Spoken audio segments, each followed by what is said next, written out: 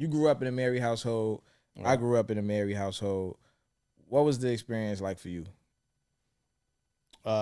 Shit, it was just it ain't no fairy tale with me. Like I seen the arguments, I seen the love, I seen separations. I think my parents been married, like over 25 years. I want to say like 27, 28. I think matter of fact, probably longer, 30 years actually. Damn. So you was born when they was when they got married. You was. I was born. I think they got married when I was like maybe 3. Okay. Maybe 3 years. So, but growing up with it, it just seemed so normal to get the discipline from your dad and the nurturing from your mama. Yeah. Like it was, I never really got in trouble with my mama. Yeah. You know what I'm saying? Versus, other households or other kids, mom was disciplinarian and the nurturer. Can you imagine how difficult that is? Hard as fuck, because like, how do you play both of those sides from one person? Because when I'm pissed at my daddy, I go to my mama. Or let's just say I only have my mama. Imagine your mama pissing you off, but then you got to go to her to get nurtured. You know what I'm saying? I used to get that's so funny. I just said that when my mom did yell at me, she'd yell at me, and nigga, 3 seconds later or whatever, she'd be like, "Come here, man." I'm like, "Don't fucking call me that." Like, I'm Lil Reggie right now. You know what I'm saying? But no, it was a dope experience, man, and I wish I could have gave it to my son, but shit, even I got some advice from my dad on that. Cause I remember before I was gonna make the decision to even like walk away from my relationship with my son, mom, I had a conversation with a couple people that was close to me, including my dad, and they were like, if you're not gonna be happy, like it's really not worth it. I understand, you know what I'm saying. You want to be with him, but like you can still be a good father and not be with the mom. For sure. And that gave me so much comfort to make that decision, and I was like, okay, cool, and that's just literally what I've been. Absolutely. So how you feel like that molded how you look at relationships though?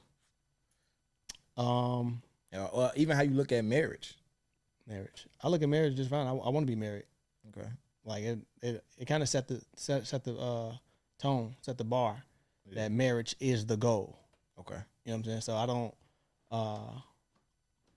It kind of makes sense because my parents are still married. They're still going strong. I've seen the ups and downs. And now I'm seeing the end of sticking it through, what it looks like when you get through some shit. Because they've been through some shit, you know what I'm saying? From when I was younger to when I was able to understand what the fuck was going on. Like they climbed some mountains, but they thugged it out.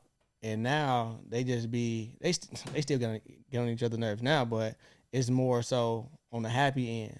So I see the end of the tunnel. It's like I want that life partner until life is over type shit. That's a beautiful thing. Like in the Bible, no, it's not good to be alone. No man is so that's just how I look at it. Absolutely. My experience was like very different. I'm not gonna say it was all bad. You know what I'm saying? I'm not gonna say it was all bad on the daily. Shit was kind of cool. My mom worked in the daytime. My father worked at night. They probably saw each other for like 2-3 hours most days. I'm gonna touch on that. So that was, that was my norm though at the end of the day. So it was like I was with one or the other type shit.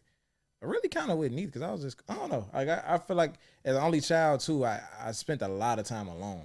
You know what I'm saying? But I also didn't feel the vibe that my parents were very like in love though. Like I didn't really get that. You know what I'm saying?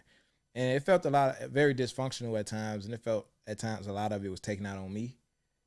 Kind of like it's this thing that say like the boss piss off the employee, the man, and he goes home and slaps his wife. The wife whoops the kid kicked the dog. The dog bite the cat. That. You know what I'm saying? It's like the hurt people shit. Yeah. So it's like, I don't think it wasn't a lot of money in the household.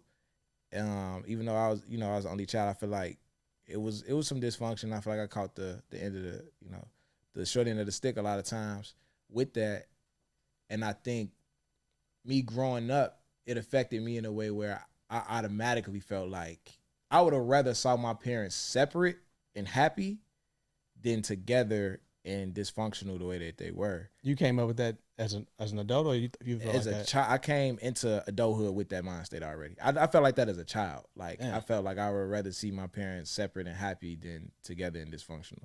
So going into a relationship in the first pregnancy, you know what I'm saying, that, you know, I'm really gonna have a child, my mind state was already like thin ice. Like, if this not going good, we don't have to be together. Like, what, like, and I felt like it was an overcorrection. I felt like I was too impatient, because when I look back at the situation, it's like we had our problems, but at the end of the day, we got along great. Our day-to-day, you know, interactions with each other was great. I think that it's stuff that we could have worked out. I think that, you know, my mentality was so thin iced and so cold at the time that it really killed all of that. You know what I'm saying? And I feel like it was an overcorrection from what I saw as a child. Okay. It's like shit. You was this. Anything happened, you like, it's cool. We ain't gotta be together. Yeah. That was. I ain't gonna say anything. Like we went through some shit, but it was like I already, like, it's almost like I was more willing to go through it before the kid. Once the kid came, and I felt like, oh, this is a for everything, it automatically was like, if we not gonna like each other, we don't got to do this, because I don't want him to feel how I felt. Okay. So it was more, I felt like I was looking out for my kid almost. Like, I don't want to put my kid through the shit that I went through. You know what I'm saying? Yeah. And when you are only child, it's only 3 people in the house. You're a child, so you don't have a lot of say so.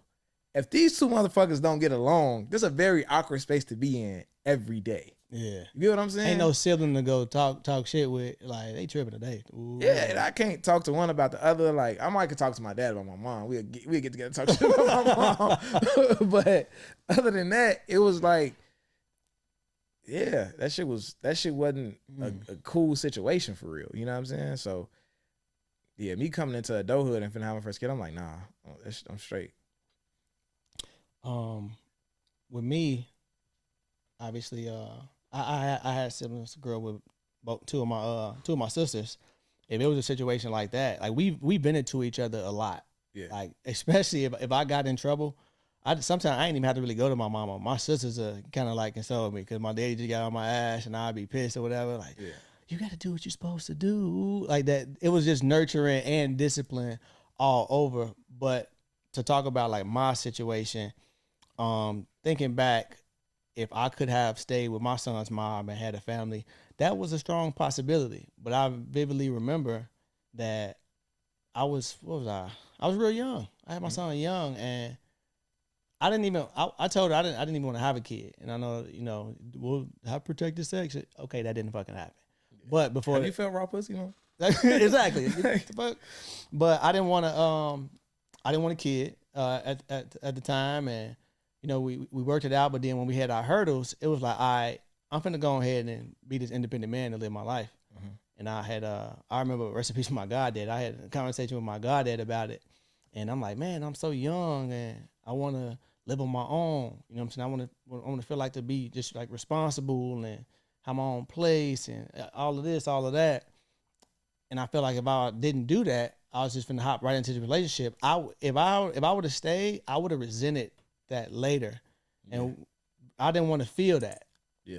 You know what I'm saying? So I decided to not stay in that situation. And yeah, I mean, my son he's extremely loved. Like, sure. I don't see the negative effects of it. Yeah, for sure. And that could just be now. Like, my son can grow up, and when he get older, and you know, who knows how that's gonna affect him. I don't know exactly how, because we've talked about it. Like, how you feel about this? Like, oh, you know, it's cool.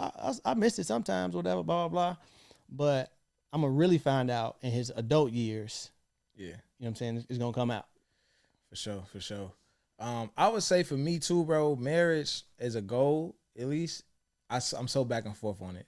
Mm-hmm. Sometimes I feel like I know I want to find one woman and be with her forever, and I want a healthy relationship, and I feel like that's the goal. However, it's days where I feel like I want to be married, you know what I'm saying? And marriage is the goal. But it's just when I really look at marriage and what it is as an institution today, it's failing. You know what I'm saying? Like the last time I checked, the divorce rate was 56%. Meaning you got a better chance in a coin flip than a marriage. It's fucking insane. Damn. Right? So to know that it's 56% and still sign off saying that like either we gonna love each other forever or we gonna have to divorce and you probably take half my shit. You know what I'm saying? It's like them ain't good odds. You know what I'm saying? To walk into now, every situation is different. Some people get married for the wrong reason. Some people get married too fast. Finances are a big reason. 70% of the divorces are initiated by women. Sure. I when I use that stat, I'm not blaming women for being a cause of divorce because a lot of guys try to use that stat and say women are the cause of divorce because they filing for divorce. It could be a reaction off some shit you did. It could be a reaction off niggas doing stupid shit. And she's just the one that's willing to walk away, which could be healthy at the end of the day. But we don't know. You know what I'm saying? There's no stat saying that who fault it was. Well, at least if it is, I don't know the stat.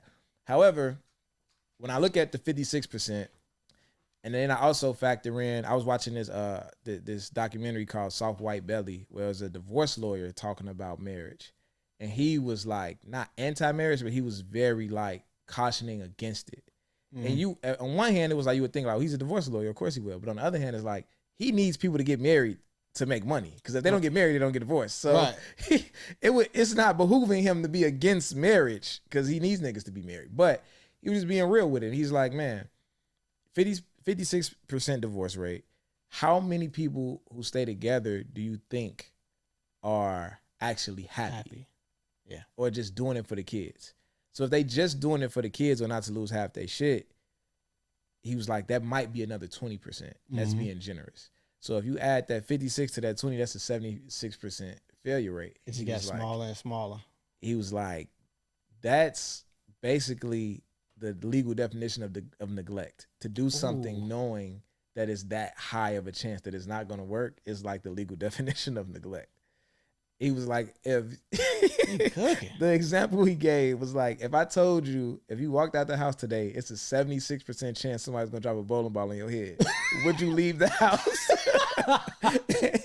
He was like, you would leave only if you had to, and you would probably put a fucking helmet on. He's like, so get a prenup. The shit was hilarious, bro. But the nigga was spitting the whole interview. It's called, it's some shit called Soft White Underbelly, Soft White Belly or some shit. And it's a divorce lawyer. But he not completely shitting on marriage. But no, so I don't think he just spitting some shit though. You shouldn't even have to say that. Like, it's not like this ain't his opinion. Facts. Like, you shouldn't have to give a disclaimer like, nah, he's not shitting on marriage. Like, he's literally talking about statistics. Yeah. Like, so it's not about how he feels about this shit. Yeah, but a lot of people don't listen to this and react to how they feel about it because they're going to say like, well, it ain't going to be me because it's like nobody gets married thinking that it's going to be them. Yeah. Nobody. You know what I'm saying? So how you feel about prenups? I think a prenup is a beautiful thing. I think that it's the test. I think that even bringing it up is the test of whether you should be with this person or not. Because if I say, hey, let's have a conversation about if this happens not to work, how are we going to divvy up the things that we started off with and the things that we got together? If that offends you, yeah, that's a flag. If we can't get through this conversation, how are we going to get through 20 years of marriage and the hard conversations we're going to have for the rest of our lives? If we can't get through a prenup conversation, I don't think we should be getting married. Who do you think is usually against prenups? Probably women. I met a woman. I felt like that was a trick question. I feel like that shit was a little loaded. It was. I met a woman, and she is 100% like okay with that. Mm-hmm. And it was surprising to me. She got some bread. Yeah. Yeah, she do. Yeah, she like only women with bread cool with that. Look, she was like, of course. First of all, she was an advocate for that shit. Like, we could definitely get a prenup. Keep it on my shit. She got some assets, some property and shit. Definitely. Yeah, that's an understatement. Yeah, she lit. But I thought the same thing. I thought women would usually think that, but she even pointed out, she's like, it's real logical to look at it that way. Like, nobody is gonna get married with the thoughts of this not gonna work. Yeah. Everybody's optimistic when they're getting married. Yeah.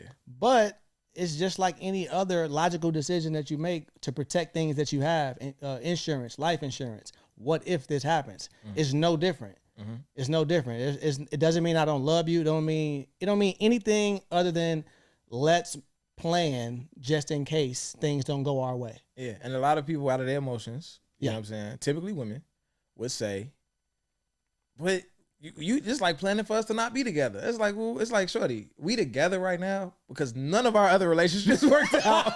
Like, when you think about it, we have a 0% success rate with relationships. Damn. Both of us have never done this correctly. So it's a great chance this shit not gonna work out. Like, you just what are you talking about? Like, you just snap with that one. Like, we both ass at this shit. We suck at this shit. You know what I'm saying? We've been doing good together, but that don't mean it's gonna last forever. Like, what the fuck? It's crazy, man. It's crazy. Let me ask you this. What are some of the positive traits that you saw in your father in his marriage that you like to incorporate, or that you would like to incorporate in your current relationships or in the marriage in the future? He did things when he did not feel like it. That's dope as fuck. Like even romantic things? Oh yeah.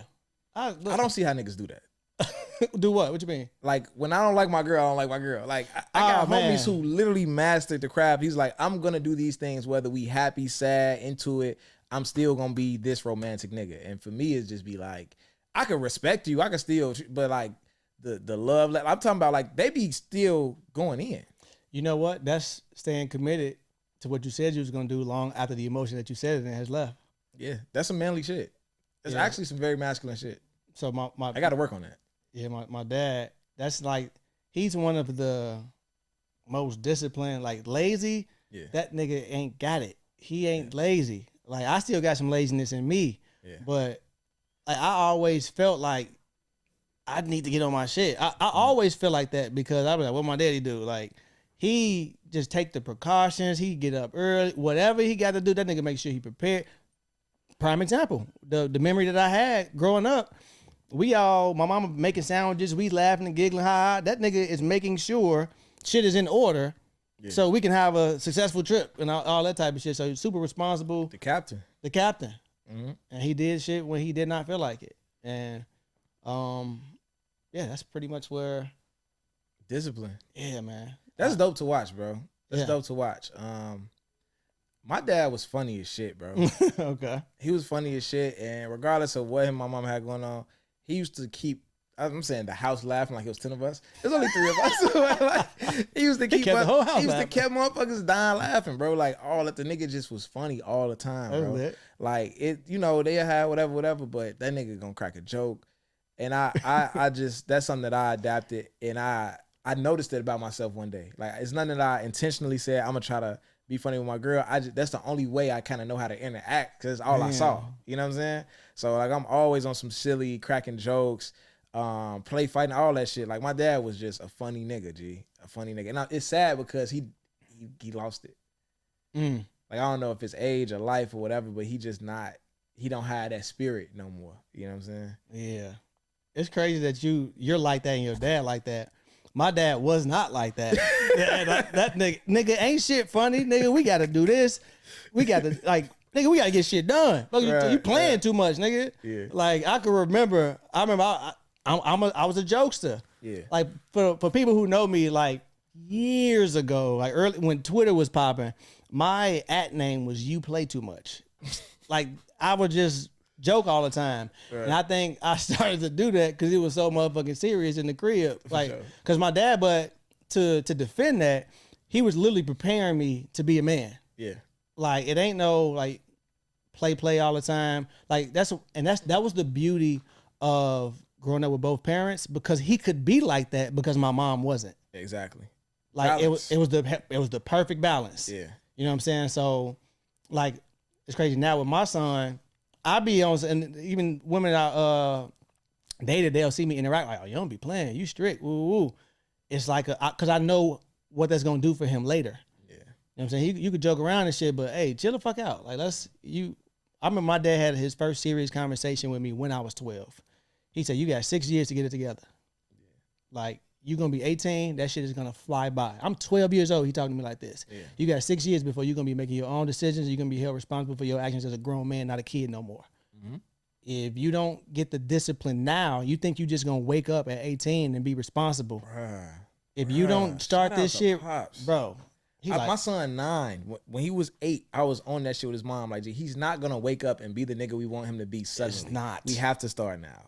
So that's what he was telling me. Like, nigga, discipline, that you have to practice to be disciplined. It's not just gonna happen.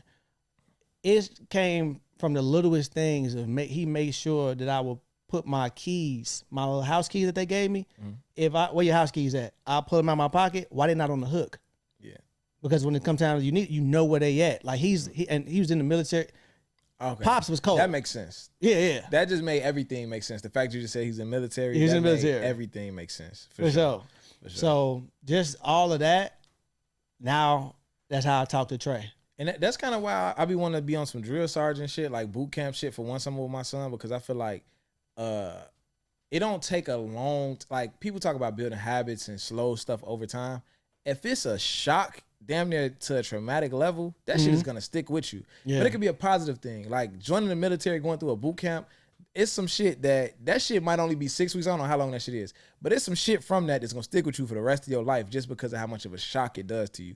When I was pledging, like people I always talk about, like I wake up at 5. That shit don't be nothing. If I go to bed on time, I'm waking up between 3:30 and 4:45 in the morning with no alarm. My alarm goes off at 5 o'clock. If I go to bed at 10, there's no way I'm sleeping at 5. I'm up.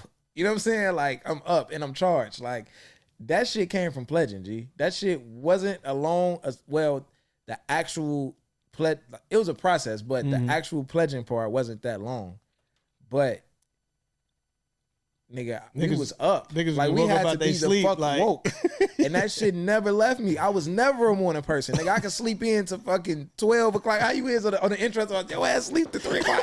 Like that was me, nigga. I could sleep all fucking day, nigga. That pledging shit, bro, we was up, nigga. And that shit never left me, bro. Like that shit never left me. Like to this day, I be up, bro. You know what I'm saying? Nigga, you actually got, I was always a morning person, and then I remember when I started working from home, I stopped being a morning person. I've been working from home I was working from home for like 4 years now. But before then, I was a morning person.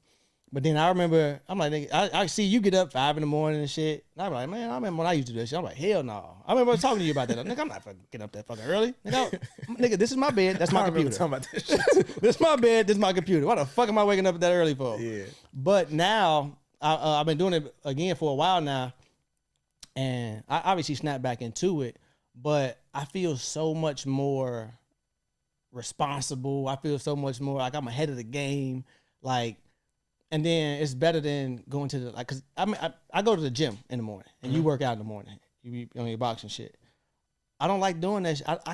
I won't work out after work anymore. I like to do that shit. And if I don't go in the morning, I'm not going at all. I'll just go the next day type shit. And it's powerful because your day don't get to ruin your workout. Facts. You know what I'm saying? That's the biggest thing when I talk about getting up early and getting shit done. It don't got to be working out. It could be listening to audiobook. It could be like now I don't even box no more in the morning because we be in the gym so much. I work out over there. Okay. But I get up and do the podcast shit in the morning. You know what I'm saying? Facts. I get up, do the podcast shit. I might do some shit for work.